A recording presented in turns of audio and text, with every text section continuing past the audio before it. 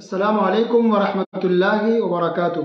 بسم اللہ الرحمن الرحیم۔ الحمد للہ والصلاة والسلام علی رسول اللہ وعلی آلہ واصحابہ اجمعین۔ محترم خواتین حضرات، آپ سن رہے ہیں درس قرآن پارہ نمبر 9 یعنی 9۔ اس کے شروع میں شعیب علیہ السلام کا ذکر ہے۔ شعیب علیہ السلام اللہ تعالیٰ کے نبیوں میں سے ایک نبی تھے۔ ان کی قوم نے کس قدر ان کی مخالفت کی، ان کو تکلیف پہنچائی اور کس قدر دھمکی دیتے تھے، اس کا بیان یہاں موجود ہے۔ تو سب سے پہلی آیت 9 پارے کی یہ ہے، قال الملأ الذين استكبروا من قومه لنخرجنك يا شعيب والذين آمنوا معك من قريتنا أو لتعودن في ملتنا قال أولو كنا كارهين۔ شعیب علیہ السلام کی قوم سے متکبر گھمنڈی سرداروں نے کہا کہ اے شعیب، ہم آپ کو اور آپ کے ساتھ جو لوگ مسلمان ہوئے ہیں ان کو اپنے گاؤں سے نکال دیں گے، الا یہ کہ تم سب کے سب ہمارے مذہب میں آ جاؤ۔ شعیب علیہ السلام نے جواب دیا کہ کیا ہم تمہارے مذہب میں آ جائیں گے؟ ہم تو اس کو ناپسند کرتے ہیں، یعنی ایسا ہو ہی نہیں سکتا کہ ہم تمہارے مذہب میں آ جائیں، اپنے دھرم کو، اپنے اسلام کو چھوڑ دیں، یہ ناممکن چیز ہے۔ تب قوم کے لوگ دیکھیے پھر کیسی دھمکی ہے کہ ہم آپ کو بھی نکال دیں گے اور آپ کے تمام مسلمانوں کو اپنے گاؤں سے، اپنی بستی سے نکال کے باہر کر دیں گے۔ اللہ اکبر۔ پتہ چلا کہ مومنوں کے لیے، مسلمانوں کے لیے آزمائش ہر زمانے میں رہی ہے۔ ایسا نہیں کہ آج کچھ جگہوں پر پہلی بار مسلمانوں کو ستایا جا رہا ہے، مسلمانوں پر ظلم ہو رہا ہے، پہلی بار نہیں، ہمیشہ ایسا ہوتا ہے۔ یہ مسلمانوں کے، مومن کے حق پر ہونے کی پہچان ہے، دلیل ہے کہ سچے رب کو، ایک اللہ کو ماننے والے ہیں، سچے معبود کی عبادت کرنے والے ہیں، یہ بتوں کے پجاری نہیں ہیں، ایک اللہ کی عبادت کرنے والے لوگ ہیں۔ تو 9 پارے کے شروع میں شعیب علیہ السلام اور ان کی قوم کا ذکر کئی آیات کے اندر۔ سبحان اللہ۔ اللہ تعالیٰ نے آگے بیان فرمایا، وَلَوْ أَنَّ أَهْلَ الْقُرَىٰ آمَنُوا وَاتَّقَوْا لَفَتَحْنَا عَلَيْهِمْ بَرَكَاتٍ مِّنَ السَّمَاءِ وَالْأَرْضِ وَلَٰكِن كَذَّبُوا فَأَخَذْنَاهُمْ بِمَا كَانُوا يَكْسِبُونَ۔ کہ اگر گاؤں کے لوگ ایمان لے آئے، مسلمان ہو جائیں اور متقی پرہیزگار بن جائیں، تو ہم ان کے اوپر آسمان اور زمین سے برکت کے دروازے کھول دیں گے۔ سبحان اللہ۔ خوب برکتیں دیں گے، خوب رحمتوں کا نزول فرمائیں گے، لیکن ان لوگوں نے تکذیب کی، جھٹلایا، ان کی قوم نے جھٹلایا، انکار کیا، ایمان نہیں لائے۔ فَأَخَذْنَاهُمْ بِمَا كَانُوا يَكْسِبُونَ، تو ہم نے ان کو ان کے گناہوں کو سے پکڑ لیا، یعنی عذاب دے دیا۔ تو اللہ تعالیٰ نے شعیب علیہ السلام کی قوم کو بھی ہلاک کیا، اور دیگر بہت سارے نبیوں کی قوموں کو جن لوگوں نے نافرمانی کی، اللہ تعالیٰ کی آیت کو جھٹلایا، انکار کیا، کفر کیا، تو اللہ تعالیٰ نے ان کو الگ الگ عذاب کے ذریعے ہلاک و برباد کر دیا، اسی دنیا میں، اسی سرزمین پر جس پر آج اور ہم جی رہے ہیں۔ اسی دنیا کے اندر بہت سی قوموں کو نافرمانی کی وجہ سے اللہ تعالیٰ نے ہلاک و برباد کیا ہے۔ اور یہ قرآن ہم سب کے لیے نصیحت ہے، عبرت کی کتاب ہے۔ ہمیں سدھر جانا چاہیے، سنبھل جانا چاہیے، اس بات کے انتظار میں ہم نہ رہیں کہ ہم پر بھی عذاب آئے گا تو سدھریں گے۔ جب عذاب آتا تو بس انسان ہلاک و برباد ہو جاتا ہے۔ سبحان اللہ۔ پھر اللہ تعالیٰ نے آگے فرمایا، أَفَأَمِنَ أَهْلُ الْقُرَىٰ أَن يَأْتِيَهُمْ بَأْسُنَا بَيَاتًا وَهُمْ نَائِمُونَ۔ کیا گاؤں کے لوگ بے فکر ہو گئے کہ رات کے وقت جب وہ سو رہے ہوں تو اچانک میرا عذاب اس وقت آ جائے؟ أَفَأَمِنَ أَهْلُ الْقُرَىٰ أَن يَأْتِيَهُمْ بَأْسُنَا ضُحًى وَهُمْ يَلْعَبُونَ۔ کیا بستی کے لوگ، گاؤں کے لوگ اس بات سے بے فکر ہو گئے کہ ان کا عذاب، ہمارا عذاب ان کے اوپر صبح کے وقت آ جائے، چاش کے وقت آ جائے اور وہ کھیل کود میں مشغول ہوں؟ أَفَأَمِنُوا مَكْرَ اللَّهِ فَلَا يَأْمَنُ مَكْرَ اللَّهِ إِلَّا الْقَوْمُ الْخَاسِرُونَ۔ کیا وہ لوگ اللہ کی پکڑ سے، اللہ کے عذاب سے بے فکر ہو گئے؟ نہیں، اللہ کے عذاب سے بے فکر وہی قوم ہوتی ہے جو نقصان اٹھانے والوں میں سے ہوتی ہے، لیکن جو مومن ہوتے ہیں، مسلمان ہوتے، کبھی بھی وہ بے فکر نہیں ہوتے، بے خوف نہیں ہوتے، ہمیشہ وہ اللہ کے عذاب کا ان کے دلوں میں ڈر اور خوف ہوتا ہے۔ تو اس سے اللہ نے بہت ساری باتیں اس پارے کے اندر بھی اہم بیان کی ہیں. ان میں سے ایک تو شعیب علیہ السلام کا ذکر ہوا، ان کی قوم کا ذکر ہوا. اس کے بعد اللہ تعالیٰ نے موسیٰ علیہ السلام کا ذکر کیا، ان کی قوم کا ذکر کیا، اور خاص کر کے فرعون کا ذکر کیا کہ کیسے ٹکر ہوا، کیسے سامنا ہوا موسیٰ علیہ السلام کا فرعون کے ساتھ. فرعون جو کہ کافر تھا. تو آخر میں چیلنج ہو گیا کہ کون جیتتا ہے. اس وقت جادو کا بہت زیادہ زور تھا، پاور. دیکھیے ہر زمانے ایک چیز کا زور ہوتا ہے، یعنی ایک چیز بہت چلتی ہے دنیا میں. تو موسیٰ علیہ السلام کے زمانے میں جادوگروں کا بہت زور تھا، بہت پاور تھا، بہت سارے لوگ جادوگر تھے. تو فرعون کا جو ساتھی تھا، اس کی پارٹی کے جو لوگ تھے، بہت سارے جادوگر تھے. تو چیلنج ہو گیا کہ دیکھتے ہیں کمپٹیشن ہو جائے یا مقابلہ ہو جائے، کون جیتتا ہے، کون حق پر ہے. تو فرعون نے تمام جادوگروں کو جمع کیا، ایک ٹائم فکس کیا ہوا کہاں پر ملنا ہے، کہاں پر آنا ہے. تمام جادوگروں کو فرعون نے بلا لیا. تو تمام جادوگر ایک طرف اور موسیٰ علیہ السلام اکیلے ایک طرف. تو تمام جادوگروں نے اپنے اپنے سانپ کو جادو کے ذریعے نکالا، سب زمین پر رینگنے لگے، اژدہا، سانپ، جو کچھ تھا وہ. اللہ، بہت سارے سانپ. اللہ تعالیٰ نے حکم دیا موسیٰ علیہ السلام کو کہ آپ زمین پر اپنی لاٹھی کو پٹکیے، اللہ کے حکم سے یہ سانپ بنے گا، آپ ڈریے مت. تو موسیٰ علیہ السلام نے لاٹھی کو پٹکی اور لاٹھی اللہ کے حکم سے سانپ بن گیا. اور اس سانپ نے جادوگروں کے تمام سانپ کو کھا لیا، نگل لیا، تمام سب کو کھا لیا. یہ دیکھنا تھا کہ تمام جادوگر سمجھ گئے کہ موسیٰ علیہ السلام جادوگر نہیں ہے، کوئی عام انسان نہیں ہے، یہ اللہ کے سچے رسول نبی ہے. تبھی ایسا ہوا ہے، کیونکہ جادوگر کو اس طرح نہیں کر سکتا ہے. تو تمام جادوگر اس وقت الحمدللہ کفر کو چھوڑ کے، شرک کو چھوڑ کے مسلمان ہو گئے. کہا کہ میں موسیٰ علیہ السلام کے رب پر ایمان لایا، میں مسلمان ہو گیا. بھری مجلس میں اعلان کر دیا سب کے سامنے، اور کفر کا انکار کر دیا. یہ دیکھ کے فرعون حیران و پریشان.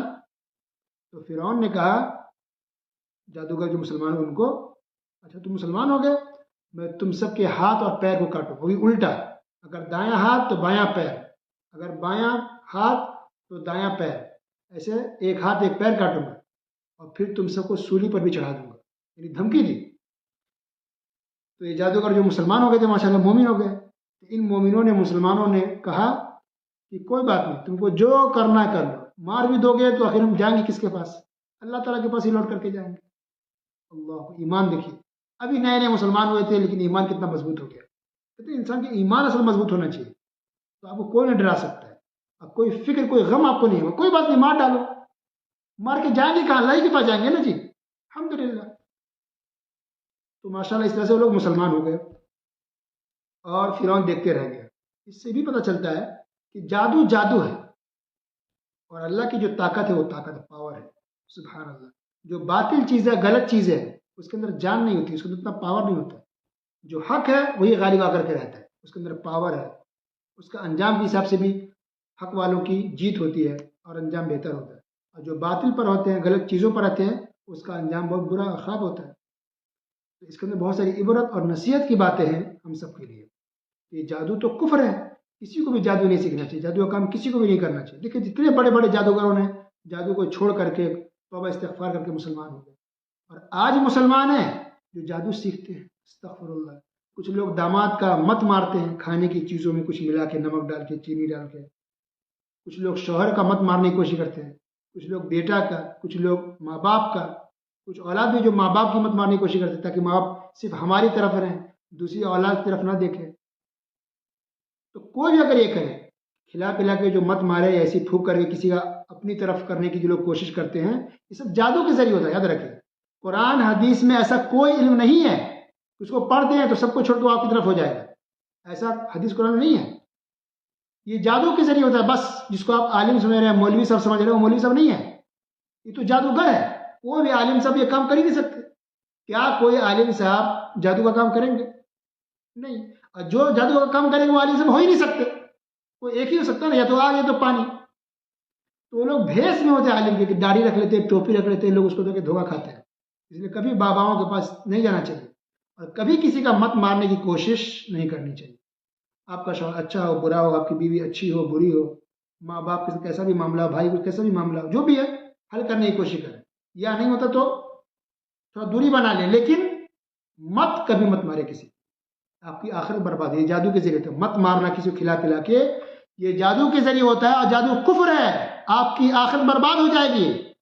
کیا کریں گے مت مار کے کسی کا؟ یہ کچھ سال کی خوشی کے لیے اپنی آخرت کو کوئی مسلمان برباد کر سکتا ہے؟ نہیں۔ اور جادوگروں کی سزا اسلام میں موت ہے، حدہ بالسیف۔ کوئی جادوگر ہے تو اسلام میں یہ ہے کہ اس کو تلوار سے قتل کر دیا جائے، چاہے کتنا معافی مانگ رہا ہے، تلوار سے قتل کر دیں گے جادوگر کو۔ یہ اسلام میں کی سزا ہے۔ اور صحابہ کرام کے زمانے میں ہوا کہ کچھ جادوگروں کے بارے میں پتہ چلا تو ان کو قتل کر دیا گیا، اس میں سے کچھ مرد بھی تھے اور کچھ عورتیں بھی تھی۔ اس نے جادو کیا تھا تو جادو کی وجہ سے ان کو قتل کر دیا گیا۔ اللہ ہم سب کو بچائے۔ استغفر اللہ، استغفر اللہ۔ اس کے بعد اللہ نے بیان فرمایا فَإِذَا جَاءَتْهُمُ الْحَسَنَةُ قَالُوا لَنَا هَٰذِهِ۔ یہ موسیٰ علیہ السلام کی قوم کا ہی ذکر ہو رہا ہے کہ جب انہیں کوئی اچھی چیز ملتی، خوشی کی چیز، خوشحالی آتی تو کہتے ماشاءاللہ یہ تو ہماری طرف سے ہے، یہ تو ہم اس کے حقدار ہیں، مستحق ہیں۔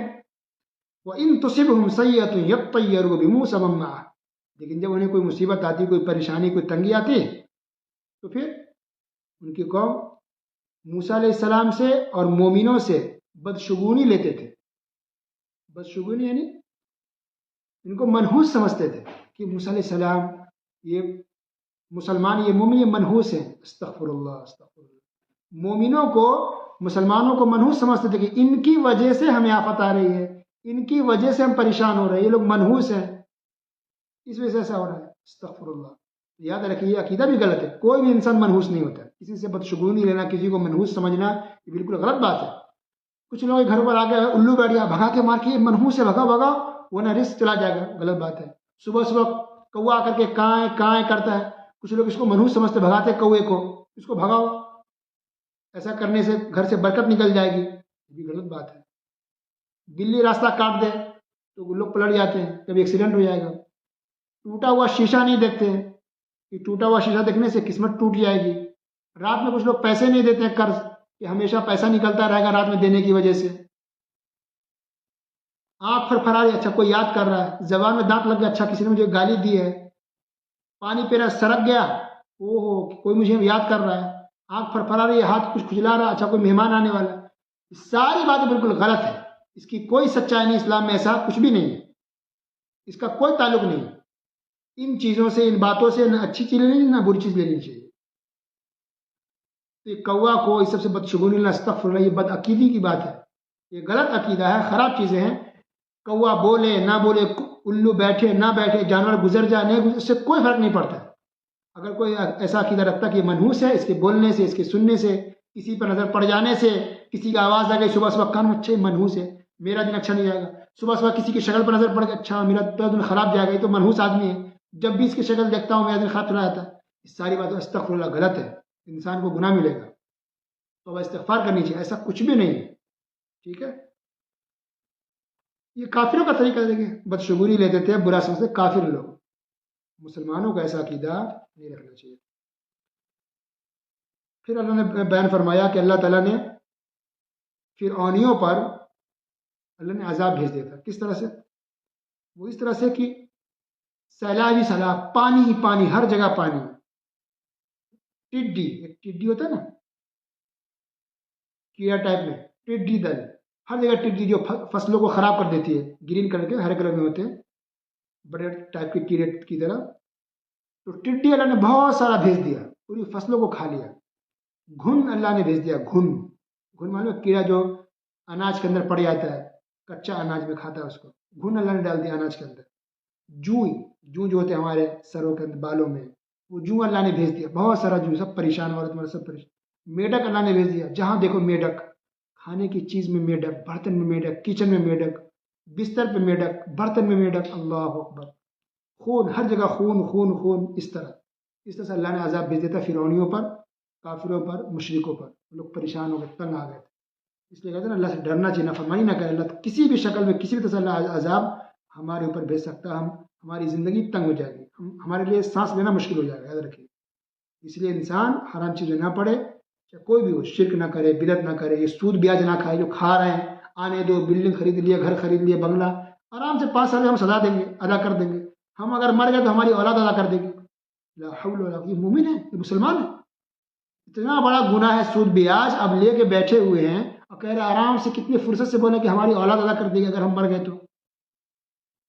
کبھی بھی چیلنج نہ کریں، کبھی بھی حرام چیز کو چھوڑنے میں ٹائم مت لیجیے، فوراً چھوڑ کے توبہ استغفار کر لیں. کب اللہ کا عذاب آ جائے، کس شکل میں اللہ عذاب بھیج دے، ہمیں پتہ نہیں ہے. اسی طرح ایک آیت یہ بھی ہے، اللہ تعالیٰ نے ارشاد فرمایا قل یا ایھا الناس انی رسول اللہ الیکم جمیعا، کہ اے نبی کہیے کہ میں تم سب کی طرف رسول بنا کر بھیجا گیا. تو پہلے جو نبی اصل میں آتے تھے تو خاص ملک کے لیے، خاص علاقے کے لیے، خاص زمانے کے لیے ہوتے تھے، لیکن جو آخری نبی آئے ہیں محمد صلی اللہ علیہ وسلم، یہ پوری دنیا والوں کے لیے ہے اور ہر زمانے کے لیے، قیامت تک کے لیے. یہ خصوصیت ہے رسول اللہ صلی اللہ علیہ وسلم کی، قیامت تک کے لیے نبی ہے، تمام لوگوں کے لیے ہے اور تمام دنیا والوں کے لیے. سبحان اللہ، محمد صلی اللہ علیہ وسلم. اور اللہ تعالیٰ نے اس کے اندر موسیٰ علیہ السلام کا یہ واقعہ بھی ذکر کیا ہے کہ جب اللہ تعالیٰ نے موسیٰ علیہ السلام کو بلایا کہ آ جاؤ طور پہاڑ پر تاکہ ہم تمہیں کتاب دیں، تورات، تو کیا موسیٰ علیہ السلام، اللہ تعالیٰ نے ڈائریکٹ بات کی موسیٰ علیہ السلام سے. عام طور پر اللہ تعالیٰ بات کرتا ہے کسی نبی سے بھی فرشتے کے ذریعے، جبرائیل علیہ السلام بیچ میں ہوتے ہیں. اللہ تعالیٰ جبرائیل علیہ السلام کو بولتا ہے، پھر جبرائیل علیہ السلام نبی سے بات کرتے آ کر کے پیغام پہنچاتے ہیں.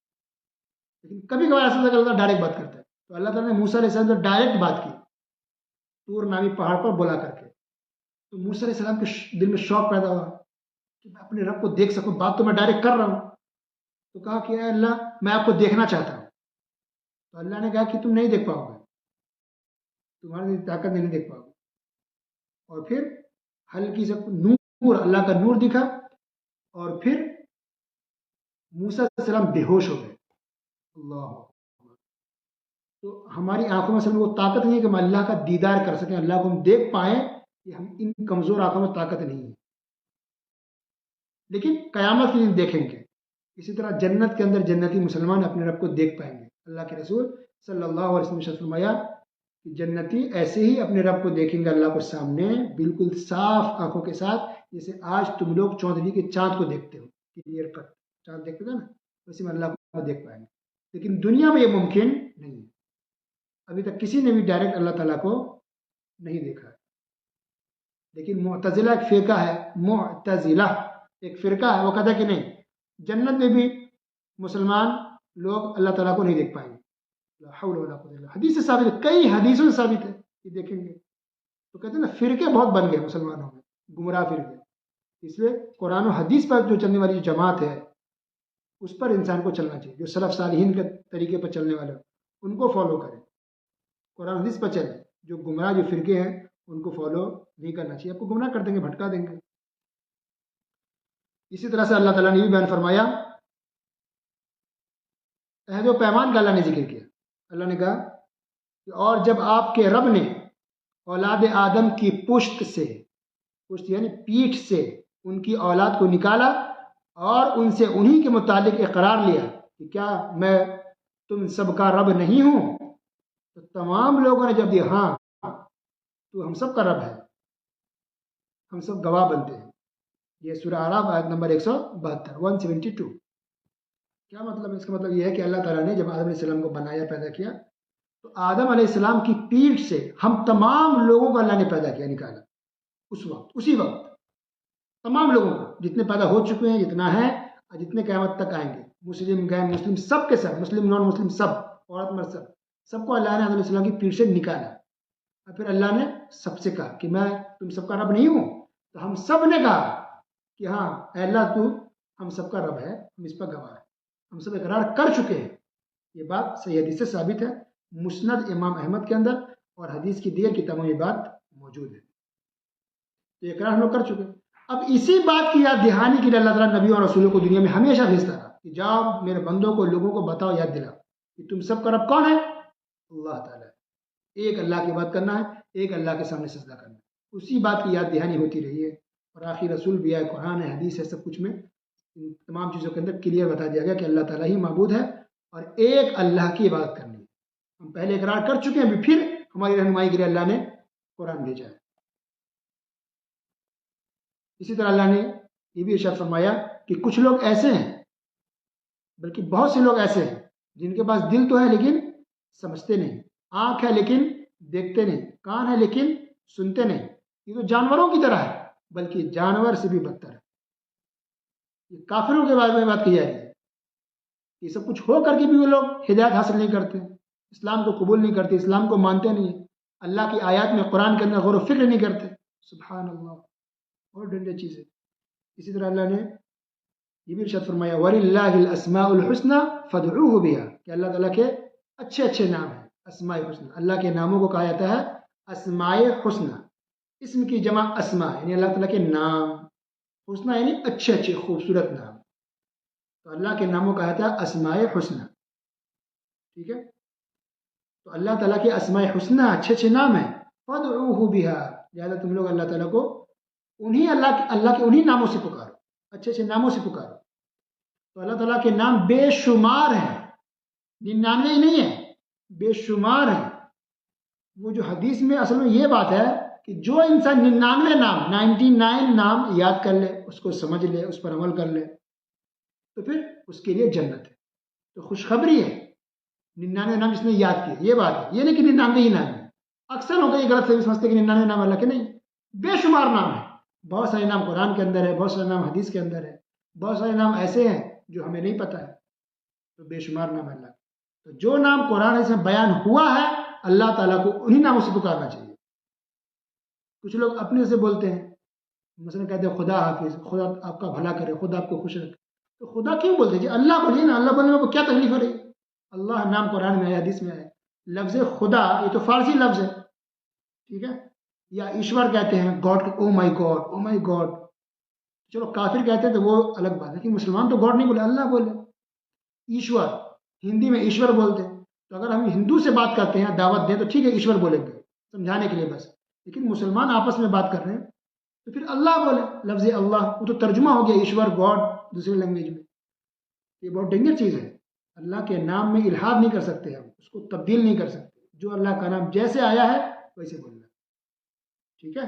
تو اللہ کا نام جیسے ہی قرآن حدیث میں آیا ہے اسی لفظ کے استعمال، اللہ حافظ، فی امان اللہ، اللہ تعالیٰ کو خوش رکھے، اللہ تعالیٰ آپ کا بھلا، یہ بولیے، یہ خدا خدا لفظ استعمال نہیں کرنا چاہیے۔ کافروں نے بھی اللہ کے نام کو بدل بدل کے دوسرے نام رکھ دیے تھے، ٹھیک ہے؟ یہ بہت خطرناک معاملہ ہے۔ اللہ کے نام انہی ناموں کا استعمال کرنا چاہیے اللہ کے جو نام قرآن حدیث میں آئے ہوئے، اور یہ نام بے شمار ہے، بہت سارے الحمدللہ، اور اللہ کو اللہ کے نام سے ہی پکارنا چاہیے، دوسرے ناموں سے نہیں۔ پھر اللہ نے دیکھیے عقیدے کی بات بیان فرمائی، قل لا املک لنفسی نفعا ولا ضرا الا ما شاء اللہ، اے نبی کہیے کہ میں اپنے نفس کا بھی مالک نہیں ہوں، نہ نفع کا اور نہ نقصان کا۔ اے نبی کہیے کہ میں اپنے نفس کے بھی نفع نقصان کا مالک نہیں، اپنے آپ کو بھی میں فائدہ نہیں پہنچا سکتا، اپنے آپ کو بھی نقصان نہیں پہنچا سکتا ہوں، مگر اللہ جو چاہے، اللہ جو چاہے جتنا چاہے ویسے ہی ہوتا ہے۔ وَلَوْ كُنْتُ أَعْلَمُ الْغَيْبَ، اگر میں غیب جانتا لَاسْتَكْثَرْتُ مِنَ الْخَيْرِ، تو بہت سی بھلائیوں کو جمع کر لیتا۔ وَمَا مَسَّنِيَ السُّوءُ، مجھے تکلیف نہیں پہنچتی۔ إِنْ أَنَا إِلَّا نَذِيرٌ وَبَشِيرٌ، میں تو بس ڈرانے والا ہوں اور خوشخبری دینے والا ہوں۔ کس کو؟ لِقَوْمٍ يُؤْمِنُونَ، ایمان لانے والے، ایمان لانے والی قوم کو۔ تو اس آیت سے کئی باتوں کو پتہ چلا کہ نبی کریم صلی اللہ علیہ وسلم نفع نقصان کے مالک نہیں تھے، خود اپنے نفس کے بھی مالک نہیں تھے، تو کسی اور کے کیسے ہو سکتے ہیں؟ نہیں ہو سکتے۔ تو پھر ان کے بعد آنے کوئی بزرگ، کوئی ولی کے اندر یہ پاور کہاں سے آ گیا کہ وہ کسی کو اولاد دے دے، کسی کو شفا دے دے؟ ہو سکتا ہے؟ نہیں، کیونکہ سب سے بڑے بزرگ ولی تو ہمارے نبی صلی اللہ علیہ وسلم ہے۔ تو جب وہ نفع نقصان کے مالک نہیں تھے تو بعد کے آنے والے کوئی بزرگ، کوئی ولی نفع نقصان کے مالک کیسے ہو سکتے ہیں؟ یہ امپاسبل ہے۔ اتنی سی بات ہمارے مسلمانوں کو کیوں نہیں سمجھ میں آتی؟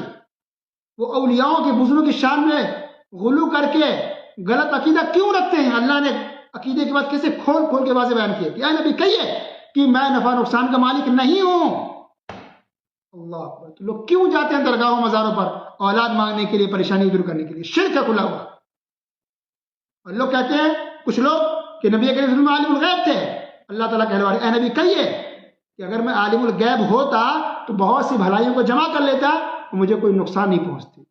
لیکن نبی کریم صلی اللہ علیہ وسلم کتنا نقصان پہنچا ہے نا؟ کافروں نے کتنا ستایا، گالی سے، بدتمیزی کر کے، تہمت لگا کے، الزام لگا کے، یہ مجنون ہے، تو یہ جادوگر ہے، تو یہ وہ ہے، ایسی باتیں کرتے تھے نا، یہ تہمت ہے کہ جادوگر ہے، یہ ہے، فلاں ہے۔